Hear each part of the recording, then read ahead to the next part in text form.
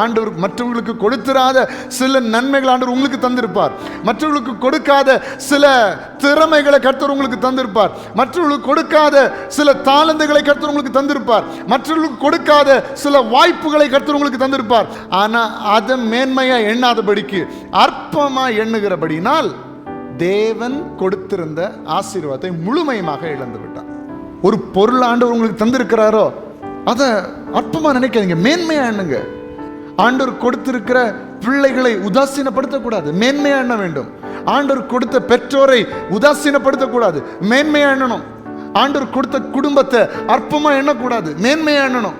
ஆண்டவர் கொடுத்த ரிலேஷன்ஷிப்பை அற்பமா எண்ணக்கூடாது, மேன்மையா எண்ணணும். ஆண்டவர் கொடுத்த சபையை அற்பமா எண்ணக்கூடாது, மேன்மையா எண்ணணும். ஆண்டவர் கொடுத்த ஊழியத்தை அற்பமா எண்ணக்கூடாது, மேன்மையா எண்ணணும். ஆண்டவர் கொடுத்த படிப்பு, ஆண்டவர் கொடுத்த வேலை, ஆண்டவர் கொடுத்த தொழில், இது எல்லாவற்றையும் அற்பமா எண்ணக்கூடாது, மேன்மையா எண்ணணும். ஏன்னா அற்பமா எண்ணினால் தேவனுடைய ஆசீர்வாதங்கள் நம்முடைய வாழ்க்கையில வராமல் போய்விடும்.